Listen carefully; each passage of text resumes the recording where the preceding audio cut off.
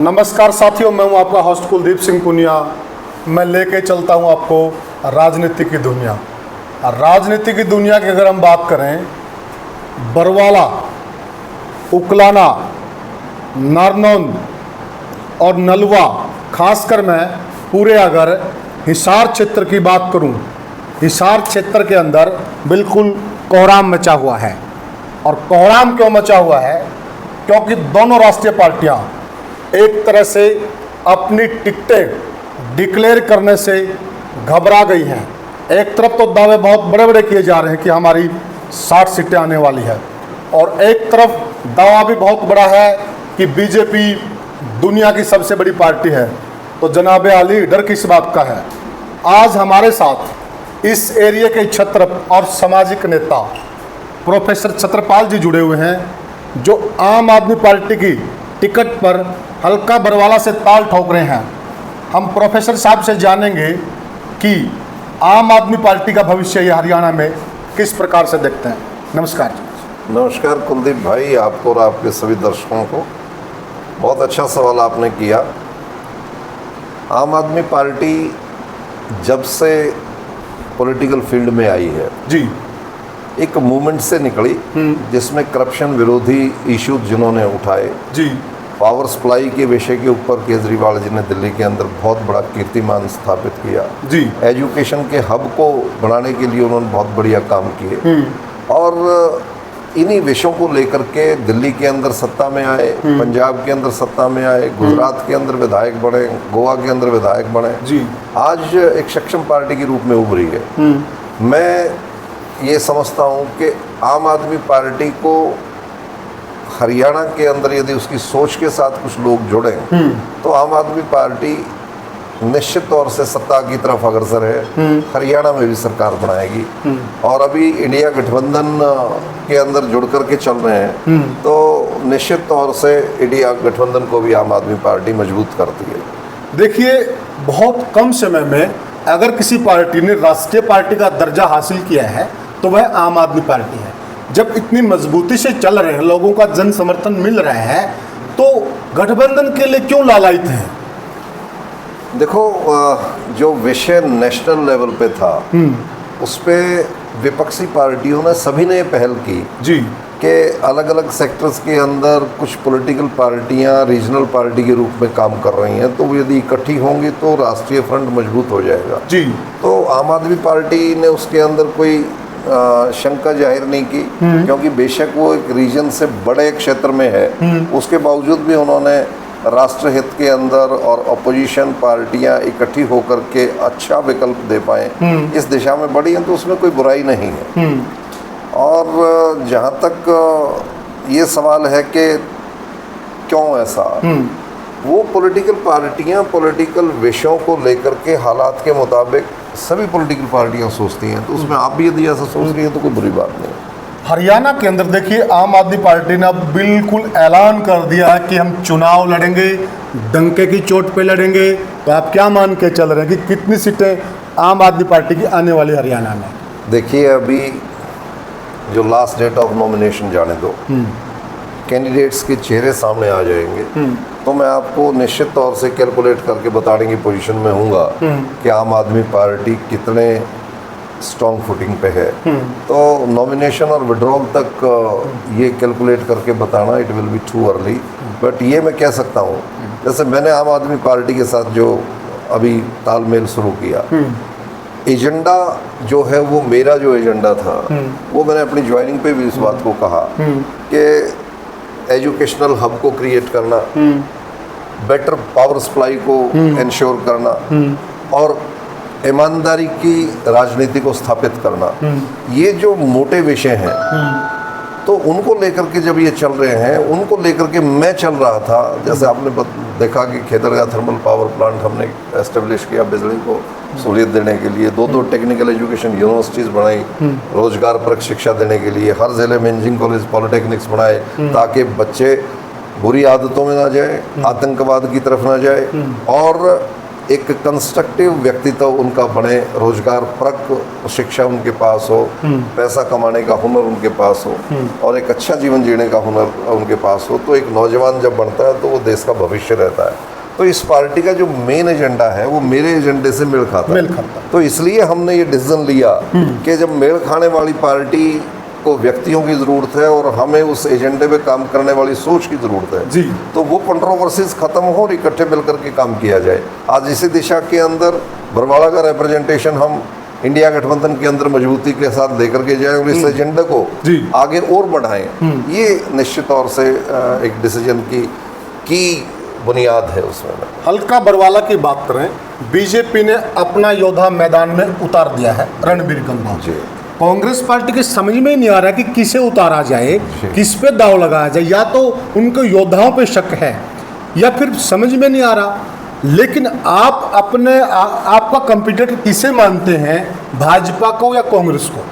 देखिए, नाम के लिए तो कैंडिडेट उतार दिए जाते हैं जी, लेकिन अब किसी पॉलिटिकल पार्टी को चिंता करने की जरूरत नहीं है। प्रोफेसर छत्रपाल सिंह ने बरवाला की कमान को संभाल लिया है। अब वो ठीक है, अपना चुनाव लड़ने के लिए लड़े, फार्म भरने के लिए भरें, लेकिन रिप्रेजेंटेशन तो बिलाका तय कर चुका है। आप ही मान के चलें, जब से भी बहुत सालों से मैं इस बात को देख रहा हूँ, जब से गिराय विधानसभा क्षेत्र टूटा और मुझे हांसी की तरफ पॉलिटिकल साजिशों के तहत भेजा गया, तो इस इलाके के अंदर हमेशा ये डिमांड रही, ये इच्छा रही मेरे बरवाला टाउन की, बरवाला विधानसभा क्षेत्र की।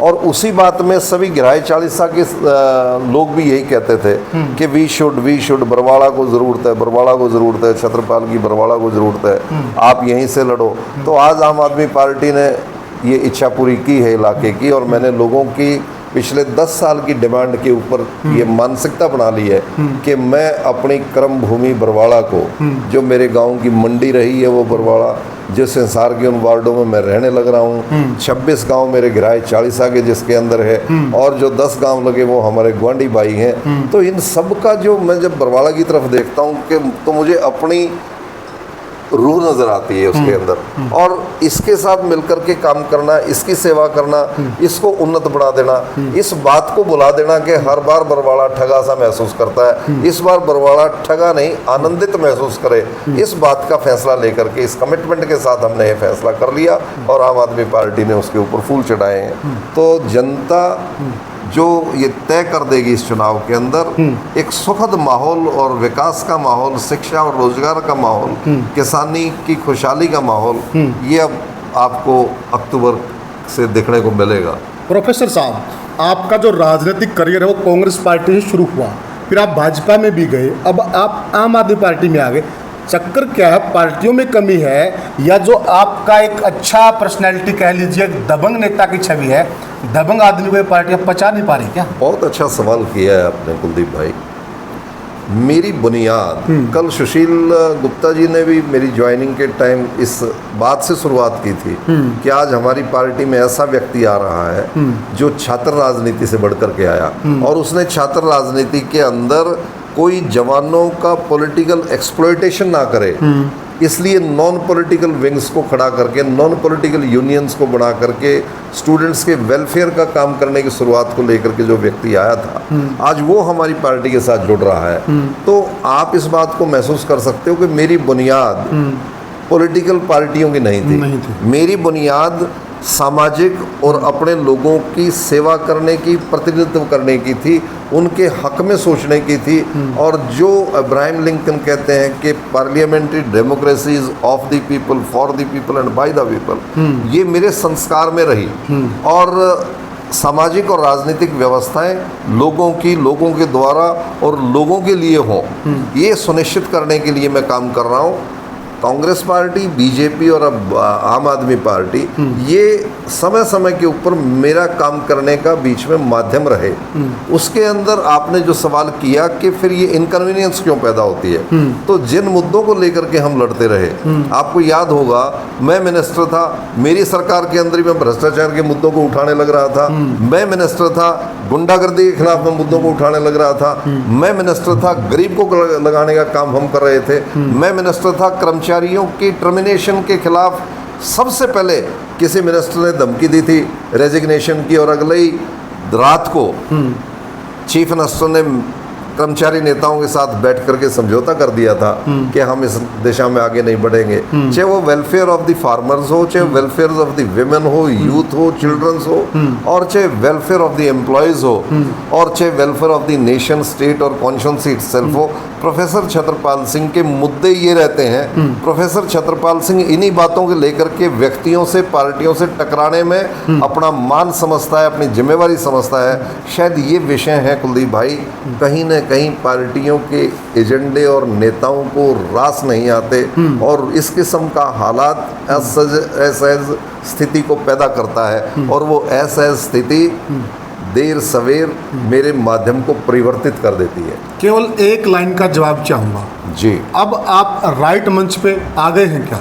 आज के दौर में ऐसा महसूस करता हूँ। मेरी पिछले 10 दिन में अनेक राष्ट्रीय नेताओं के और पॉलिटिकल एजेंडों के ऊपर चर्चा हुई। मैंने ऐसे ही फैसला नहीं लिया, और हमारे जो प्रोफेसर भाई हैं संदीप पाठक जी, उनके साथ मेरी चर्चा हुई, संजय जोशी जी से मेरी बात हुई, हमारे बहुत सारे दूसरे साथियों से जो आप नेतृत्व का काम कर रहे हैं उन सब से चर्चा हुई।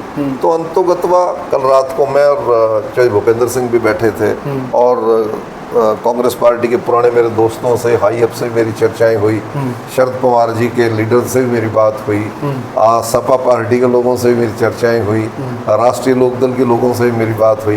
ये बहुत सारे जो नेतृत्व हैं उनसे चर्चा होने के बाद मुझे ये लगा कि हरियाणा के अंदर काम करने की गुंजाइश यदि कहीं है तो वो आप पार्टी के अंदर है, और ये जो आप पार्टी है ये आम आदमी की पार्टी के नाम से विख्यात हुई है, और मेरी जो सामाजिक राजनीतिक शुरुआत है वो आम आदमी के लिए है। जी जी। तो देखता हूं कि इस आम शब्द की व्यवहारिकता को मैं अपनी बुनियादी बात से कितना सार्थक कर पाऊंगा, ये आने वाला भविष्य इस बात को तय करेगा। फिलहाल इस बात को ठीक समझा गया है। साथियों, मैंने बात की उस इंसान से जिनका राजनीतिक सफर छात्र जीवन से शुरुआत हुआ, और आज वह आम आदमी की पॉलिटिक्स करने के लिए आ गए हैं आपके बीच में।